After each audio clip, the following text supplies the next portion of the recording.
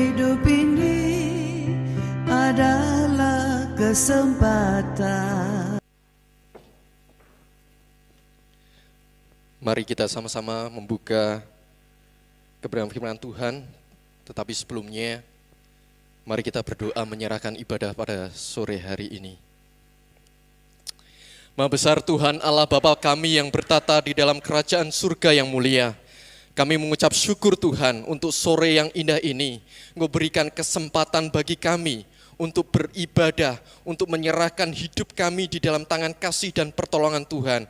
Dan kami percaya kesempatan ibadah pada sore hari ini bukan suatu hal yang kebetulan, tetapi Tuhan sudah merancangkan bagi kami semua untuk terus beribadah, untuk terus menyembah hadirat Tuhan bersama-sama pada sore hari ini. Kami percaya Tuhan, untuk sore hari ini Engkau hadir di tempat ini, menyertai ibadah kami, memberkati kami yang boleh hadir maupun yang saat ini mendengarkan melalui kanal YouTube. Kami percaya Engkau juga akan memberkati mereka semua. Dan terima kasih Tuhan untuk kesempatan sore hari ini tiba saatnya untuk kami boleh mendengarkan kebenaran firman-Mu. Urapi setiap kami, berikan hati kami hati yang gembur seperti tanah liat yang siap ditanami oleh benih kebenaran firman-Mu. Kami percaya Tuhan, firman-Mu yang tertabur pada sore hari ini mendapatkan tempat yang tepat di dalam setiap hati kami. Bahkan mampukan kami untuk melakukannya di dalam setiap kehidupan kami hari lepas hari. Hamba-Mu juga menyerahkan diri Tuhan.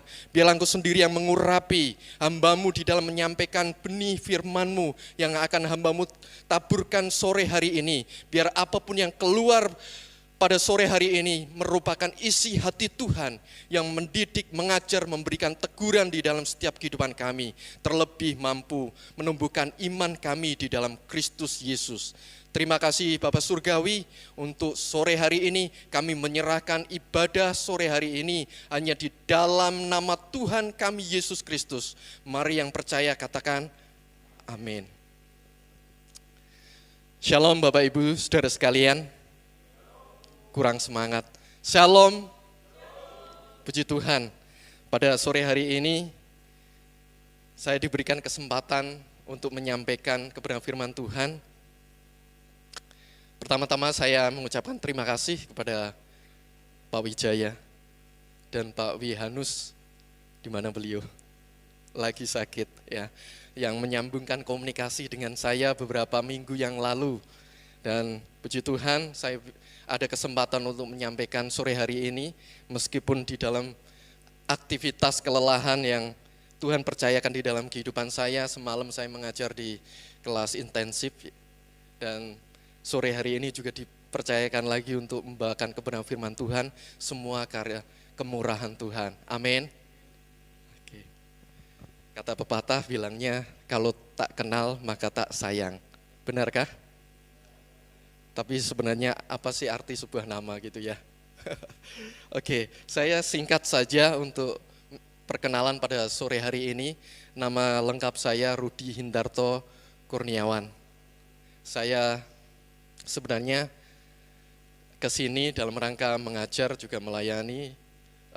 Sore hari ini juga besok saya melayani di GPPS Gresik, di tempatnya Pendeta Purwadi di sana. Dan sore hari ini sungguh saya mengucap syukur ada kesempatan untuk berdiri di mimbar ini. Tetapi Bapak Ibu, saya menyampaikan kebenaran firman Tuhan meskipun ini malam terakhir pencurahan untuk memperingati pencurahan Roh Kudus, betul? Ya, tetapi saya mengambil firman Tuhan dengan tema yang berbeda. Tetapi kiranya tidak mengurangi akan kebenaran firman Tuhan untuk kita dengar pada malam hari ini. Amin. Saya mengambil dari surat Yakobus, Bapak Ibu, silakan dibuka, khususnya di pasal 4 ayat 13 sampai 17. Nanti fokus kita di bacaan 14b. Sebenarnya ini keseluruhan yang saya sampaikan dari surat Yakobus. Di sana terdapat 5 pasal, betul ya? Tetapi saya tidak menyampaikan keseluruhannya. Nanti selesainya bukan malam hari ini tetapi subuh gitu ya. Mari kita sama-sama membaca. Saya akan mengawali di ayat yang ke-13, Bapak Ibu Saudara sekalian, ayat 14, demikian selanjutnya. Sudah menemukan semua? Amin. Oke. Saya membaca dari judulnya saja. Jangan melupakan Tuhan dalam perencanaan. Jadi sekarang, hai kamu yang berkata hari ini atau besok kamu berangkat ke kota Anu, dan di sana kami akan tinggal setahun dan berdagang serta mendapatkan untung.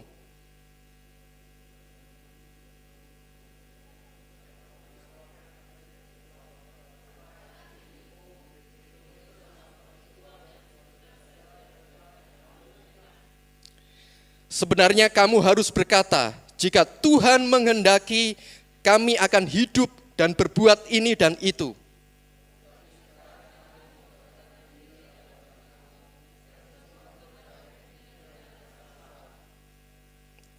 Jadi jika seorang tahu bagaimana ia harus berbuat baik, tetapi ia tidak melakukannya, ia berdosa.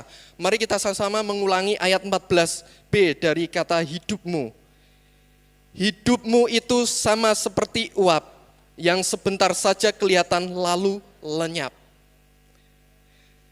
Tema yang saya berikan, hidup ini adalah kesempatan. Ini tidak asing, seringkali dibawakan di beberapa pembicara, pengkhotbah yang lainnya juga memaknai. Berbicara masalah hidup ini kesempatan. Tetapi saya mau tanya, kalau di dalam kehidupan Bapak Ibu Saudara sekalian, malam hari ini saya tanya, kalau terkait dengan hidup itu sama seperti uap yang sebentar saja kelihatan lalu lenyap. Apa kira-kira kalau memaknai kalimat dari firman Tuhan pada malam hari ini? Apa Bapak Ibu? Coba beri masukan. Ada satu saja. Ada yang mengatakan di belakang siapa? Apa makna daripada firman Tuhan ayat yang khususnya hidup itu sama seperti uap sebentar saja kelihatan lalu lenyap? Yang keras? Jangan-jangan lupa memaknai gitu ya. Seringkali dibaca berlalu begitu saja. Saya mendapatkan bahwa makna ini sebenarnya hidup hanya sekejap, hidup ini hanya sementara, hidup ini tidak lama. Bahkan ayat ini berbicara tentang kairos Tuhan, waktu yang berharga di dalam kehidupan saya dan saudara. Yang menjadi pertanyaan, apa yang sudah kita kerjakan untuk kehidupan yang sudah diberikan di dalam kehidupan saya dan saudara. Di dalam peribahasa bahasa Inggris, kalau saya kutip ini cukup menarik di sana, mungkin Bu Wijaya lebih getol kalau di dalam bahasa Inggris ya. Dikatakan di sana, the opportunity does not come twice. Artinya apa? Bahwa hidup ini, kesempatan ini tidak akan terulang 2 kali. Betul Bapak Ibu? Bayangkan. Kalau tahu bahwa hidup ini ada kesempatan tidak terulang lagi, saya percaya kesempatan hidup ini tidak pernah Bapak Ibu dan saya tidak akan menyia-nyiakannya. Tetapi seringkali di dalam kehidupan saya dan saudara melupakan tentang kesempatan hidup yang Tuhan berikan di dalam kehidupan saya dan saudara. Banyak hal-hal yang mungkin sia-sia, membuang waktu begitu saja, tanpa memaknai dan berlalu. Saya bertanya sekali lagi, kalau hidup ini berharga Bapak Ibu Saudara sekalian,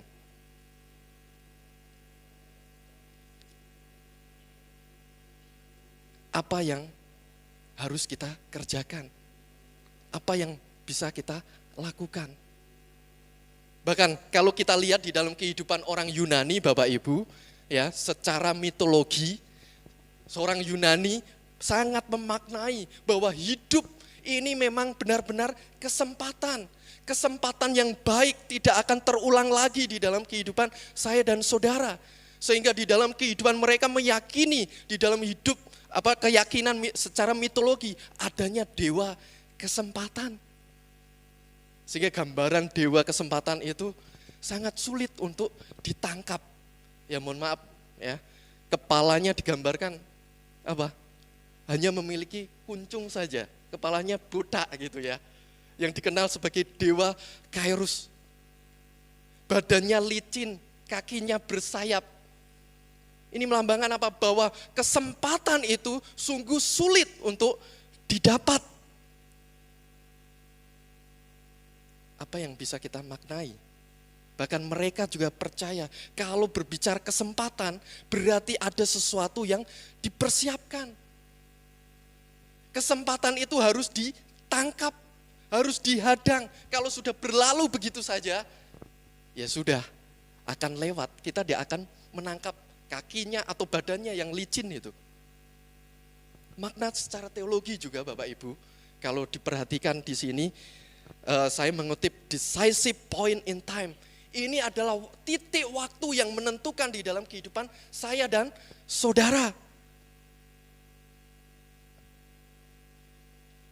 Jika tidak dipergunakan sebaik mungkin, jangan menyesal. Ya. Coba kita mari berpikir, sampai kapan kesempatan waktu dan hidup ini diberikan Tuhan di dalam kehidupan saya dan saudara. Seringkali kita santai, ya. Umur orang tidak ada yang tahu berapa panjang, berapa lama Tuhan memberikan kesempatan untuk hidup. Makanya kalau hari ini saya juga ditegur, diingatkan, kalau masih diberi kesempatan untuk beribadah, mari kita beribadah. Kalau diberikan kesempatan untuk pelayanan, mari berikan yang terbaik bagi Tuhan. Saya seringkali mendengar, muda-mudi khususnya, kalau diberikan kesempatan jadwal, wes nanti dulu, ya, minggu depan saja. Seringkali apa? Melakukan tawar-menawar. Benar? Ya, pada diam. Di sini tidak ada, di luar sana itu banyak gitu loh. Ya. Seringkali kita melakukan bargaining dengan masalah waktu, tawar-menawar nanti dulu gitu ya. Saya tak hangout dulu, apalagi ini ibadah muda-mudi juga identik dengan hari Sabtu loh, enak loh. Gitu ya. Di luaran sana itu enak, rame, apalagi Surabaya dan sekitarnya. Wah, asik sekali gitu ya. Saya sendiri juga, saya kalau tidak melayani ya sudahlah, hangout gitu. Tetapi Tuhan percayakan pada malam hari untuk melayani. Saya berikan harus yang terbaik. Jangan sampai tawar-menawar. Kalau saya dan saudara sering kali melakukan tawar-menawar, hati-hati. Kalau waktu dan kesempatan yang diberikan saya dengan Bapak Ibu Saudara sekalian, ditawar Tuhan, cilakalah. Ya, jangan menyesal, kita belum bisa berbuat apa-apa. Kembali di dalam firman Tuhan, kita diingatkan di sini, saya mengambil 3 garis besar dari surat Yakobus. Ini tentunya berbicara di dalam kehidupan masyarakat orang Yahudi pada waktu itu di dalam konteks diaspora, di mana kehidupan mereka tidak lagi kumpul dengan sebangsanya, tidak lagi kumpul dengan orang-orang seiman, tetapi mereka menyebar. Tentunya mereka mengalami sebuah masalah-masalah, tekanan, bahkan penganiayaan atau pencobaan. Tidak akan berlalu di dalam kehidupan mereka. Sehingga pada malam hari ini kita diingatkan ada 3 tema kita, garis besar yang saya ambil pada malam hari ini untuk mengingatkan saya dan saudara sekalian. Yang pertama yaitu berbicara milikilah kualitas iman. Di sini. Kualitas iman kenapa diperingatkan? Ya, salah satunya memang hidup mereka tidak lagi ada dengan orang yang sebangsanya. Kalau kita melihat di sana pasti mereka akan mengalami banyak masalah. Kalau Bapak Ibu perhatikan, mari kita buka di dalam pasal 1 ayat 2 sampai 4. Yakobus pasal 1 Bapak Ibu. Ayat 2 sampai 4. Di sana dikatakan, saudara-saudaraku, anggaplah sebagai suatu kebahagiaan apabila kamu jatuh ke dalam pencobaan, Sebab kamu tahu bahwa ujian terhadap imanmu itu menghasilkan ketekunan.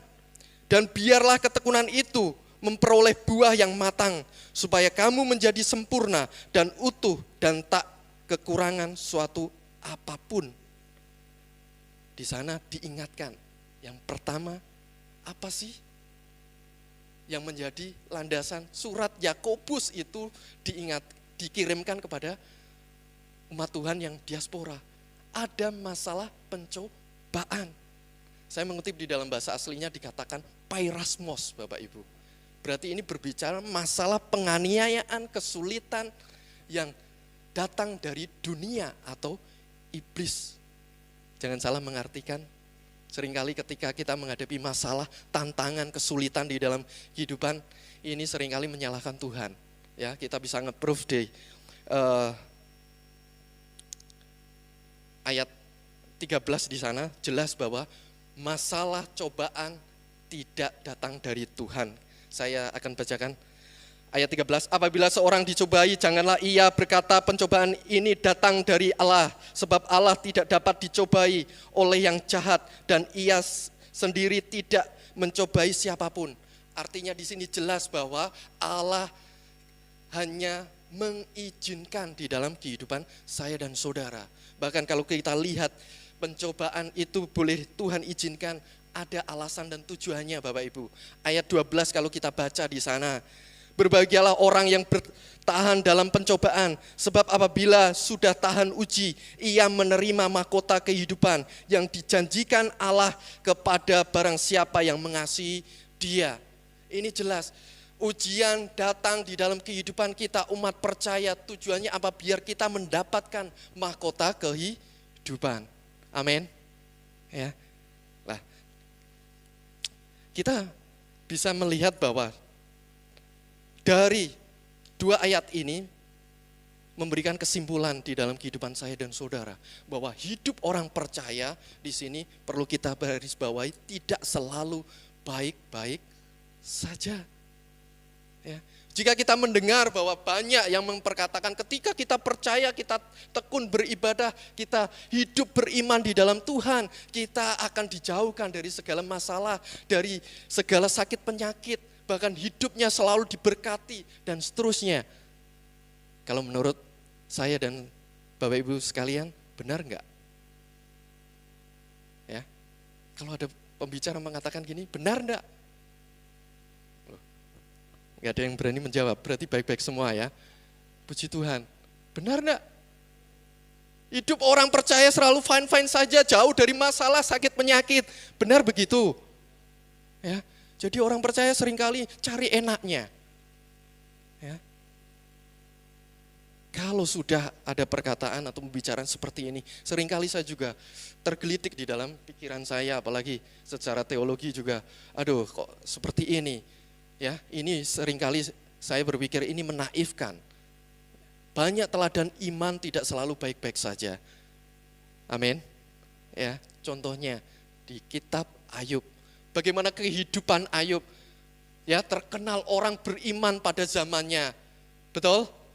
Tetapi hidupnya juga Tuhan izinkan masalah, ya sampai habis-habisan, sampai di dalam keterbatasannya, di dalam ketidakmampuannya dia mengatakan, biarlah saya datang telanjang kembali pun dengan telanjang, pasrah, ya. Bagaimana dengan kita? Apakah masih tetap ya malam hari ini kita diingatkan mengikut Tuhan, ini waktunya untuk memberikan yang terbaik, bukan menuntut hanya berkat-berkat saja ya. Pertanyaan jadi bagaimana gitu ya kalau menghadapi pencobaan? Orang percaya kan sukanya yang enak-enak saja. Amin. Amin kalau untuk masalah yang enak-enak ya. Tetapi malam hari ini kita diingatkan bagaimana menghadapi ya dihadapi. Ini diteladankan bagaimana dengan mengucap syukur. Kita tidak lagi fine-fine saja hidup kita, apalagi saat ini zaman eskatologi katanya ya. Akhir zaman pasti banyak tantangan, hambatan, tidak hanya dari diri kita, dari luar juga banyak. Mari Bapak Ibu, yakini kalau kita bisa menghadapi dengan ucapan syukur, ya. Yang kedua, biar kita bisa lepas, datang kepada Tuhan minta kekuatan yang mengizinkan cobaan itu. Seringkali kan maunya mahkota kehidupan, betul ya? Tetapi tidak mau masalah pencobaan, kesulitan di dalam kehidupan saya dan saudara.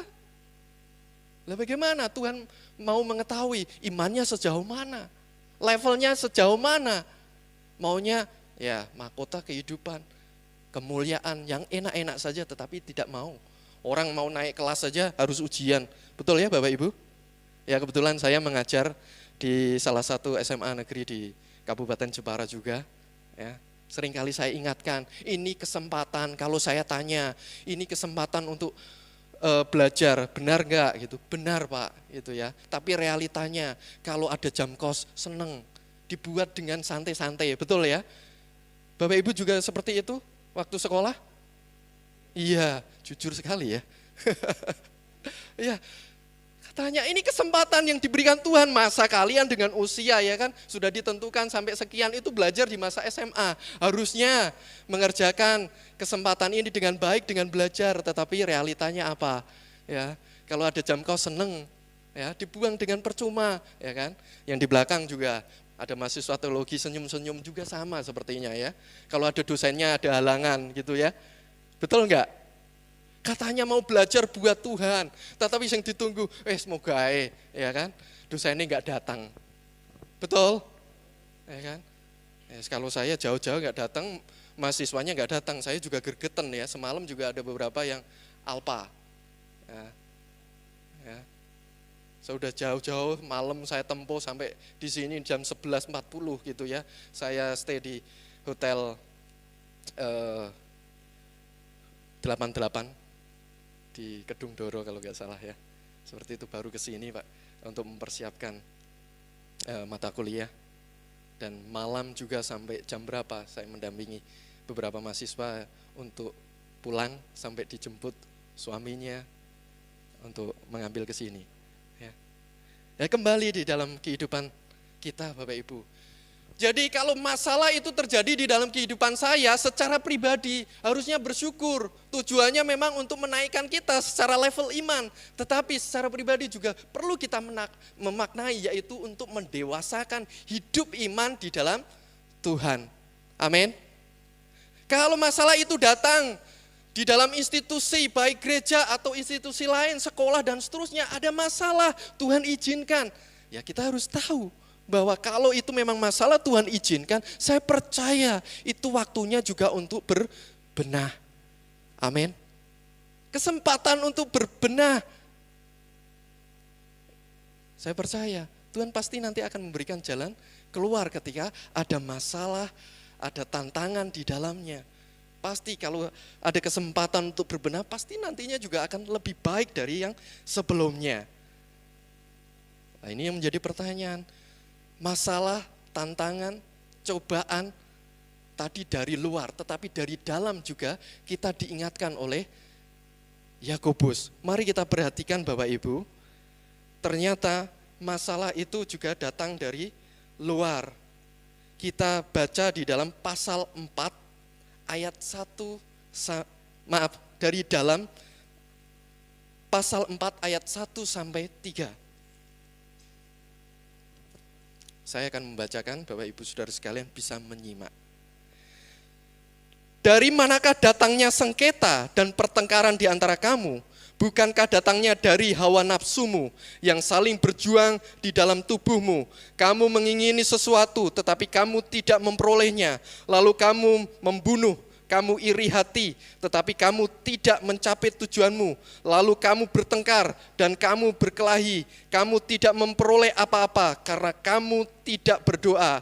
Atau kamu berdoa juga, tetapi kamu tidak menerima apa-apa karena kamu salah berdoa. Sebab yang kamu minta itu hendak kamu habiskan untuk memuaskan hawa nafsumu. Pencobaan tidak hanya datang dari luar, dari dalam. Di sini yang perlu kita garis bawahi bicara tentang hawa nafsu. Ya, di dalam bahasa aslinya dikatakan hedonize atau hedone. mungkin lebih familiarnya dengan bahasa Inggrisnya hedonisme. Sering dengar Bapak Ibu? Saya mengutip dari Kamus Bahasa Indonesia, di sini dikatakan gaya hidup yang berfokus mencari kesenangan dan kepuasan tanpa batas. Dari Greek Dictionary, saya mencoba menerjemahkan juga di sini dikatakan hedonisme artinya juga dapat diartikan sebagai pandangan hidup yang menganggap bahwa seseorang akan merasa bahagia dengan cara mencari kebahagiaan sebanyak mungkin serta dengan cara bagaimanapun harus menghindari dari perasaan yang dapat membuatnya merasa sakit. Mengapa hal ini diingatkan Yakobus di dalam kehidupan umat Tuhan pada waktu itu, Bapak Ibu, berbicara tentang hedonis ini? Sebab jika seseorang di dalam hidupnya sudah dikuasai oleh kesenangan, kesenangan ini akan menjadi ukuran atas kehidupannya. Tidak lagi hidup di dalam roh yang menguasai hidup kita, tetapi daginglah yang menguasai hidup saya dan saudara. Kalau sudah hedonis itu kuat di dalam kehidupan saya dan saudara. Jangan bicara Jesus inside ya, beberapa tema yang lalu. Betul ya? Yang ada hanya kesenangan kedagingan. Jika hidup kita dikuasai oleh hedonis. Ya, seringkali datang ke gereja, mengikuti persekutuan ibadah, ukurannya sudah kesenangan. Saya percaya di sini enggak ada. Amin. Aminnya kok kecil. Amin. Ya, kalau sudah ukurannya kesenangan, kepuasan dirinya sendiri, ini repot. Yang dicari datang beribadah ini, ya kan? Datang, tengok loh, di mana teman-teman saya? Datang bukan mencari hadirat Tuhan. Harusnya datang sudah mencari hadirat Tuhan, tunduk sujud di hadapan Tuhan. Ya. Tetapi ukuran kalau itu hedonis, kesenangan, ya cari yang happy. Kalau gak happy ya sudah pindah gereja, biasanya seperti itu. Ya, banyak terjadi. Dan ironisnya beberapa gereja juga menangkap hal ini. Ya saya juga tidak bicara untuk mengkritis untuk masalah gereja. Tetapi ditangkap dengan hal yang salah. Di mana gereja seringkali juga disetting sebagai sebuah entertain. Ya. Karena apa? Menangkap bahwa ke gereja ini sebuah pemenuhan kebutuhan kebahagiaan secara psikologis. Memang ketika datang ke gereja beribadah, luar biasa senangnya, ya, menghilangkan masalah sesaat. Tetapi datang ke gereja, setelah pulang ke gereja, apa yang terjadi?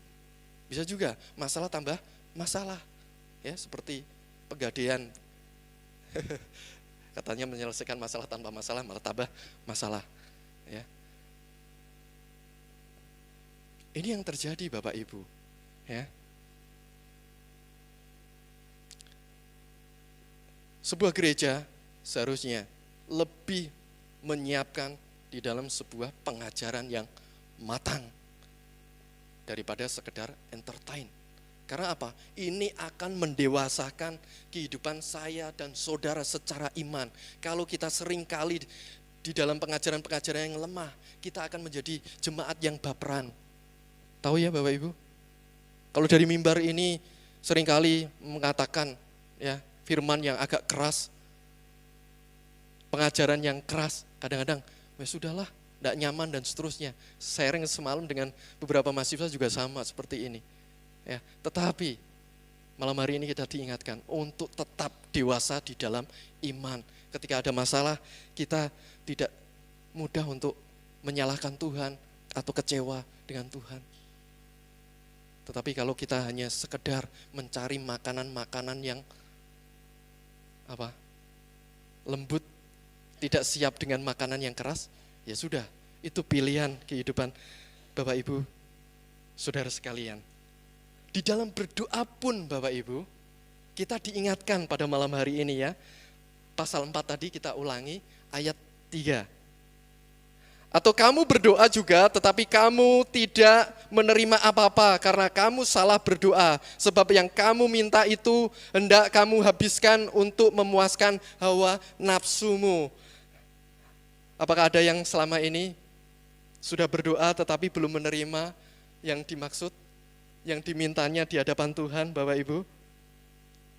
Silahkan kita sama-sama untuk mengoreksi. Apakah apa yang kita minta saat ini sudah menyenangkan Tuhan atau belum? Atau memang sudah berdoa dengan sungguh-sungguh tetapi juga belum menerima? Saya menyarankan, ya, ubah cara berdoa kita. Bertanya, apa yang Tuhan kehendaki atas kehidupan saya dan saudara atau Bapak Ibu yang saat ini masih bergumul. Itu penting. Kadang seringkali kita berdoa menuntut Tuhan, ya, hanya untuk memuaskan keinginan-keinginan kita atau sekedar prestis kita. Biar tidak ini dan itu saya harus meminta kepada Tuhan. Tapi lupa, Dia yang memiliki kehendak. Kenapa hal ini diingatkan? Yang pertama tadi harus memiliki iman, Bapak Ibu. Biar di dalam kehidupan saya dan saudara sekalian tidak mudah jatuh di dalam pencobaan baik dari luar maupun dari dalam diri kita. Yang kedua, mari kita perhatikan di sini, di dalam garis besar daripada surat Yakobus ini, diingatkan untuk kita menjadi pelaku firman. Karena apa Bapak Ibu? Inilah satu-satunya di dalam kehidupan umat Tuhan yang menjadi kendali. Kalau hidup kita ada di dalam firman Tuhan, saya percaya hidup kita akan berkenan di hadapan Tuhan. Saya boleh bertanya sekali lagi enggak? Bapak Ibu Saudara sekalian, siapa yang di sini setiap hari membaca firman Tuhan? Angkat tangan. Amin. Ya, ada satu. Yang lain mana? Mahasiswa teologi mana? Loh ya kan? Ini ada Ibu Dekan loh ya, ini PR. Ya, mahasiswa mana setiap hari yang membaca firman Tuhan? Ada enggak? Apalagi yang saat ini menghadapi masalah skripsi, sudah pusing dengan metodologi, lupa firman Tuhan. Padahal keberhasilan daripada skripsi juga campur tangan Tuhan. Amin. Ya. Seringkali juga pusing dengan daftar pustaka. Ya. Ironis sekali ya. Saya, Bapak Ibu ya, seperti saya kalau mengajar di mahasiswa memang saya tidak mengharuskan untuk bawa manual book, tetapi ketika saya mengajar di SMA, ya, harus di jam saya harus membawa firman Tuhan, bawa manual book ini. Ya. Saya tidak tahu, mungkin next juga mahasiswa teologi diharuskan. Karena kalau membawa smartphone itu tantangan cobaannya banyak, betul ya? Betul enggak? Ya. Baru buka firman Tuhan di smartphone ya, celing gitu ya. Ada WhatsApp masuk, pasti juga akan teralihkan. Fokus kita tidak di firman Tuhan lagi. Saya tidak mau pusing, mengharuskan mungkin saat ini sudah modern kok gini-gini. Saya dikatakan ortodoks, tidak apa-apa. Karena saya sudah mengukur diri saya sendiri, ya kan? Banyak ini firman Tuhan sampai merah-merah. Ya, saya tandai. Saya bisa membandingkan, saya menggunakan smartphone baru dibuka, tutup lagi hilang, nguap. Tetapi kalau di sini saya coret, saya garis bawahi, saya juga ingat akan kebenaran firman Tuhan. Lah kalau sudah seperti ini, ya mahasiswa teologi, mana? Kalau jarang hidupnya bersentuhan dengan firman Tuhan, kok mau jadi pelaku firman? Gimana ini PR loh ya?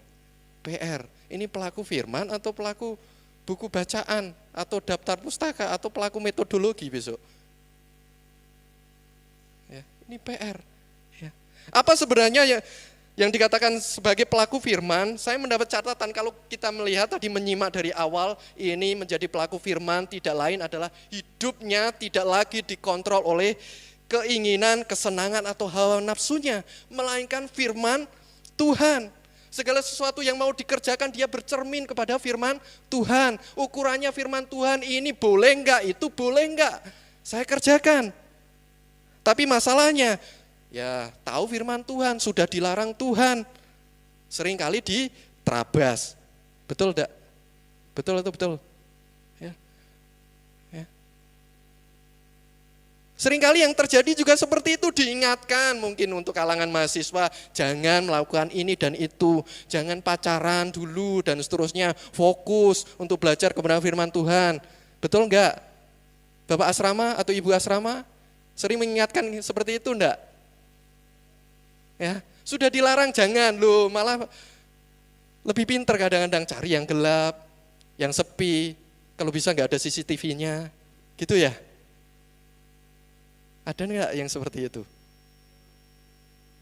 Betul, ya, ya, ya. Jangankan mengingat Tuhan, membawa Tuhan pun tidak, ya kan? Yang dibawa siapa? Ya, jangan kira itu hanya berdua, bertiga loh. Nanti ada yang tidak kelihatan membujuki, ya sudah kebablasan akhirnya. Nah ini yang seringkali terjadi di dalam kehidupan saya dan saudara, sudah tahu firman Tuhan seringkali juga diterabas. Ya, ini dalam kehidupan orang percaya sama yang terjadi gini. Ya. Dalam pekerjaan pun sama Bapak Ibu. Ya, saya sudah sebelum menjadi hamba Tuhan, saya juga melayani bekerja di dunia sekuler. Ya, saat ini juga ada di beberapa tempat. Kalau kita tidak takut dengan Tuhan, ya, ukuran hidup kita tadi hanya kesenangan, memuaskan hawa nafsu kita, apa yang terjadi? Ya sudah, melakukan kecurangan-kecurangan ya, dari dikit-dikit, tidak ketahuan, akhirnya menikmati dan akhirnya juga berujung dengan masalah. Sesendiri ada kesaksian Bapak Ibu, sampai sekarang saya selalu mendisiplin diri saya untuk tidak mau bersentuhan dengan masalah uang. Ya, kalau di organisasi atau di yayasan dan seterusnya, saya tidak mau. Tapi dengan uang saya sendiri, ya saya bersentuhan ya. Tidak mungkin, ya mau saya habiskan, mau hilang, mau ya sudah saya apakan, itu uang saya sendiri. Tetapi untuk organisasi yang berkaitan dengan, saya tidak mau, karena saya takut nantinya. Kalau sudah seperti itu, ukurannya sudah uang, money oriented dan seterusnya, apapun yang saya kerjakan, baik dalam pelayanan, dalam pekerjaan dan seterusnya, apa yang terjadi? Ya, nantinya saya bekerja tidak tulus, saya melayani tidak lagi ada ketulusan, karena ukurannya sudah hitung-hitungan. Ya saya harap malam hari ini juga mengingatkan di dalam kehidupan saya dan saudara. Nah kembali di dalam kehidupan umat diaspora pada waktu itu Bapak Ibu menjadi pelaku firman. Saya tidak tahu ini muncul tidak tulisan Yunaninya. Di sini dikatakan poietes, berbicara pelaku, berarti ada sesuatu yang dibuahkan, dihasilkan, ada sesuatu perubahan. Bagaimana dengan kehidupan kita? Sudah mengalami itu. Banyak yang beribadah, banyak yang melakukan doa, tetapi setelah pulang menjalani kehidupan seperti biasanya. Ya, benar tidak? Di sini enggak ada. Amin. Enggak tahu kalau setelah dari sini.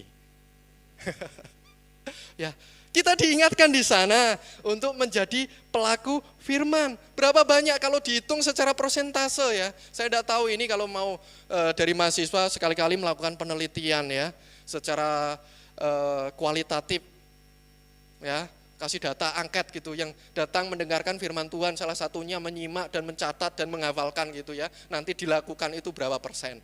Paling mungkin ya persentasenya kecil. Nah, gambaran di dalam kehidupan orang percaya di sini kalau sudah seringkali beribadah tetapi ketika pulang ibadah tidak melakukan firman, dia sama apa gambarannya di sana seperti orang yang ada di depan cermin. Mari kita buka di dalam pasal 1 Bapak Ibu ayat 23. Mari kita baca sama-sama gambaran seperti apa sih orang yang demikian. Kita baca 1, 2, 3. Sebab jika seorang hanya mendengar firman saja dan tidak melakukannya, ia adalah seumpama seorang yang sedang mengamati mukanya yang sebenarnya di depan cermin. Mungkin agak bingung ya, apa sih yang dimaksud Yakobus mengatakan ini?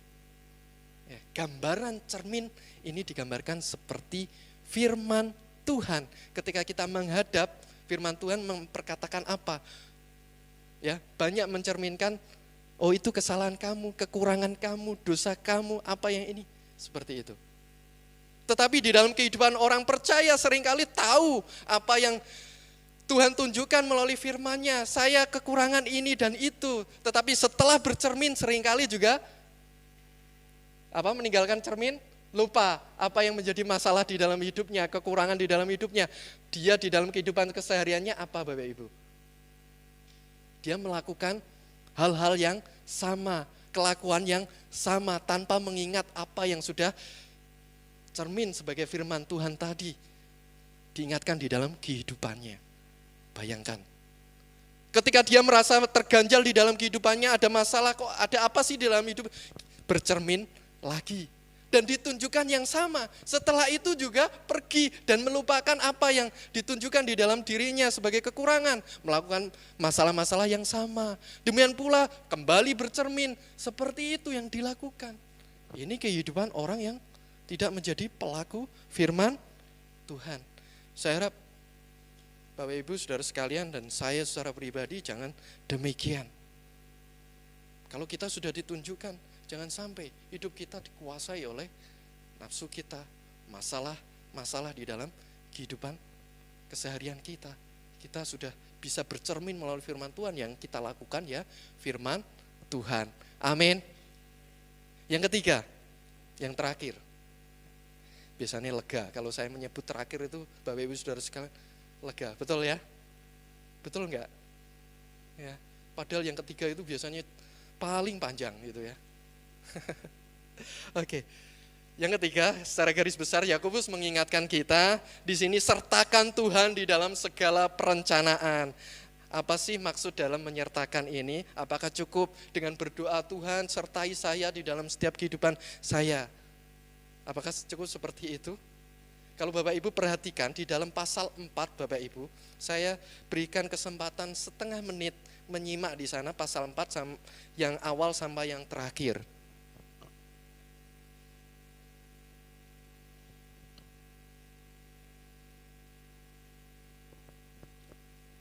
Kalau Bapak Ibu perhatikan di sana, jelas di situ berbicara sebuah pertentangan dengan Tuhan.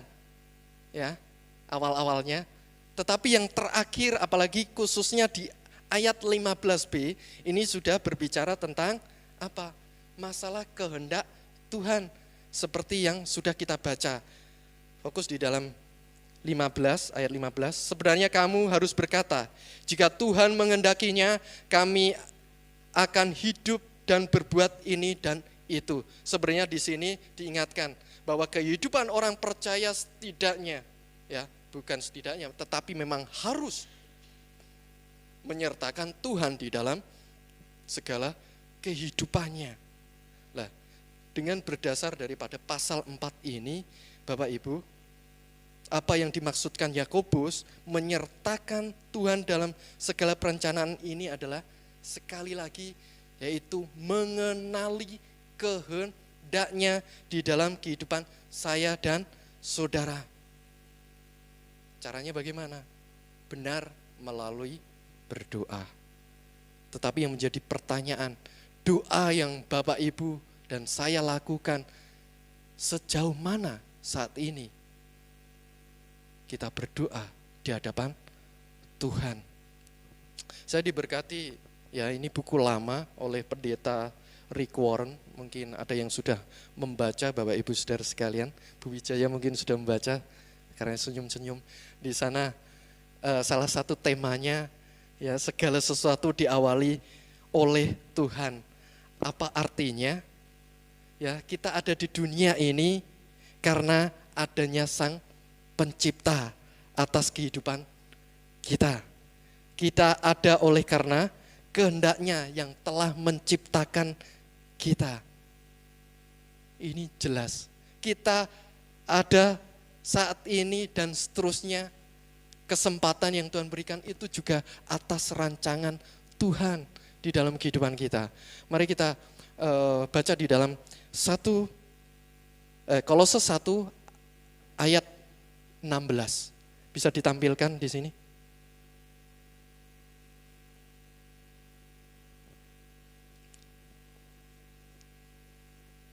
Oke. Saya membelakangi Bapak Ibu. Saya bacakan di sini. Karena di dalam Dialah telah diciptakan segala sesuatu yang ada di surga dan yang ada di bumi, yang kelihatan dan yang tidak kelihatan, baik singgasana maupun kerajaan, baik pemerintah maupun penguasa. Segala sesuatu diciptakan oleh Dia dan untuk Dia. Artinya apa Bapak Ibu? Kita ada itu karena kehendaknya. Kita ada di sini juga untuk melakukan kehendaknya. Kita diingatkan, di dalam mengawali segala sesuatu juga harus bertanya kepada Sang Pencipta. Sebab kita ini tidak bisa menciptakan diri kita sendiri. Karena kita ini diciptakan. Kalau kita memahami hal ini, segala sesuatu apa yang kita kerjakan, Bapak Ibu, seharusnya bertanya kepada Sang Pencipta yang memiliki kehendak atas hidup kita. Pertanyaan seberapa banyak di dalam kehidupan kita ini. Di dalam berencana, di dalam melakukan segala sesuatu, melupakan Tuhan. Kita diingatkan di beberapa tokoh Alkitab ya, khususnya di perjanjian lama Bapak Ibu. Ya.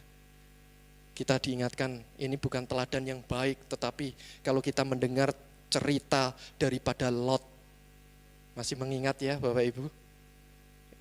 Ketika dia memilih tempat ya, padang gurun yang bukan padang gurun tetapi padang yang penuh dengan rumput yang hijau, hanya sekedar mengandalkan kasat matanya untuk melihat itu nantinya akan menjadi makmur, tetapi tidak bertanya kepada Tuhan seperti Abraham.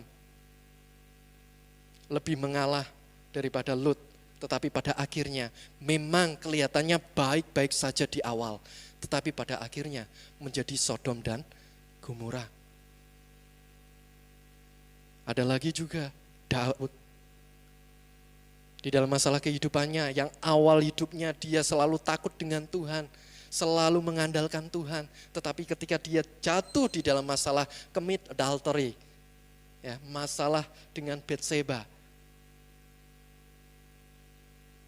ya, masalah perselingkuhannya, ya, di sana firman Tuhan mengatakan, pedang tidak berlalu dalam kehidupan keluarganya. Karena apa? Ya, melakukan segala sesuatu di luar kehendak Tuhan. Yang terakhir Bapak Ibu, contoh yang real juga Yunus.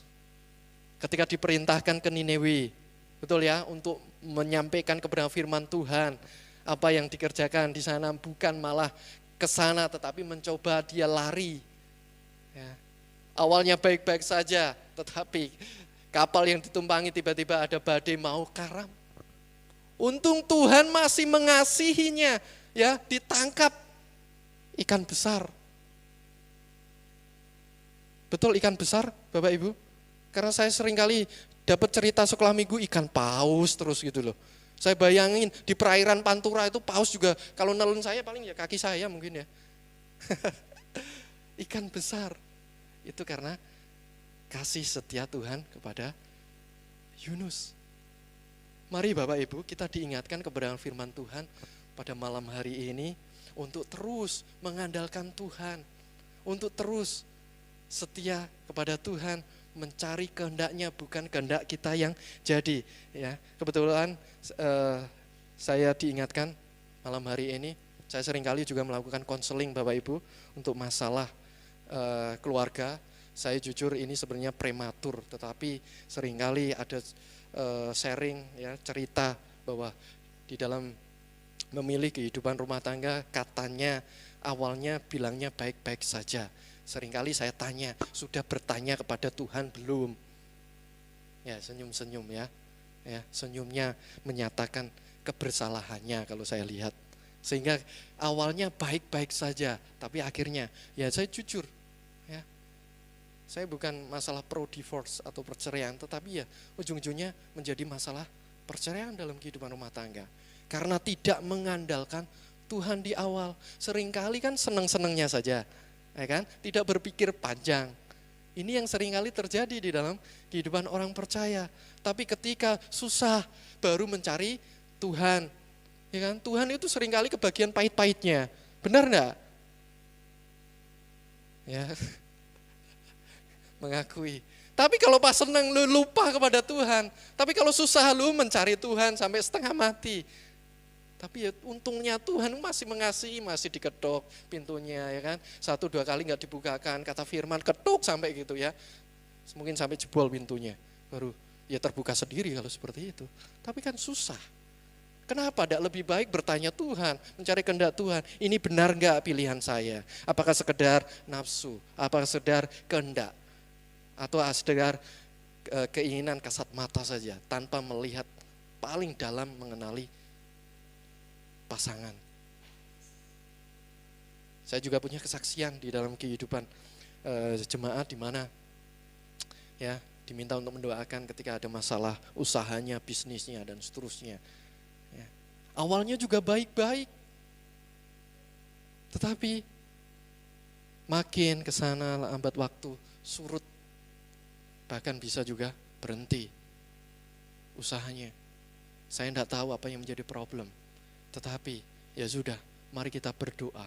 Kalau kita awali dengan Tuhan, seterusnya juga kita menyertakan Tuhan. Saya percaya ketika Tuhan izinkan untuk jatuh, pasti Tuhan juga tidak membiarkan sampai tergeletak.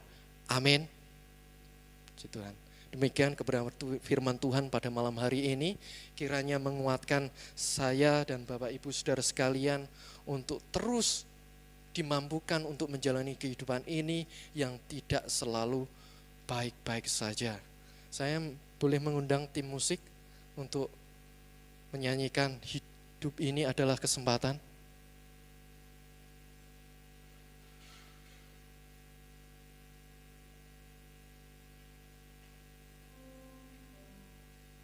Saya bisa dibantu oleh worship leader dan singer. Bisa maju ke depan, enggak?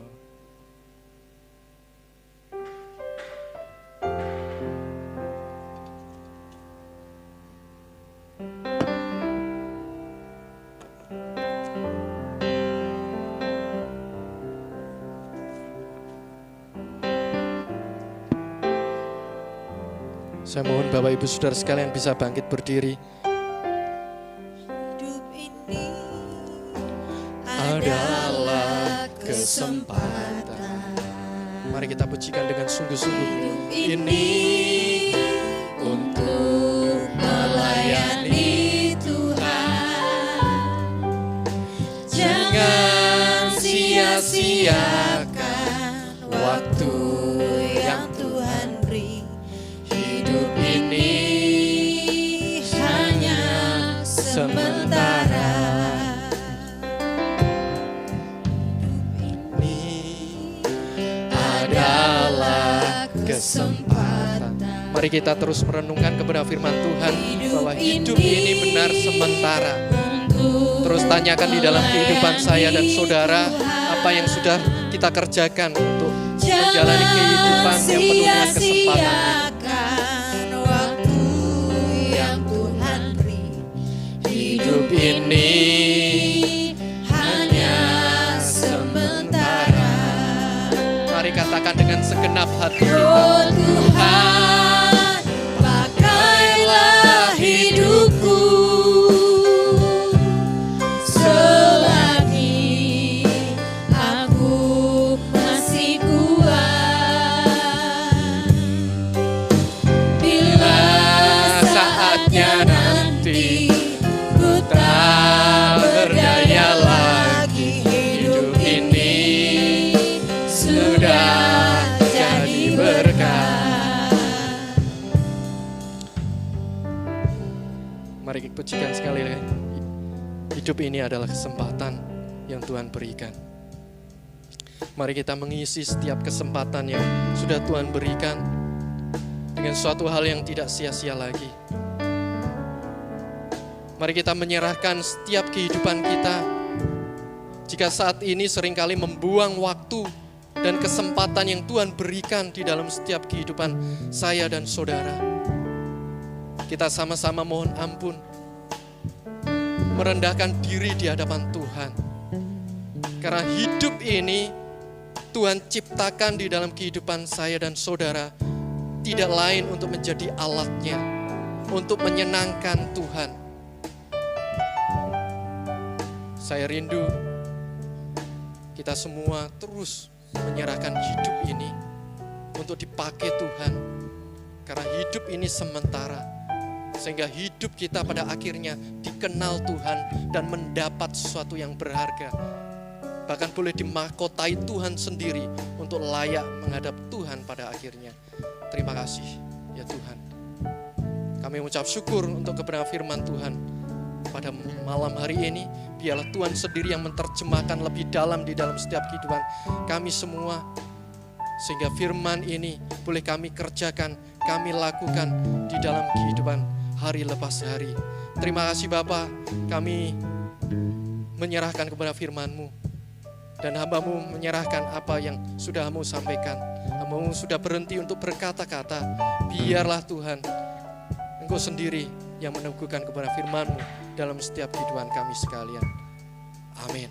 Mari pujikan sekali lagi.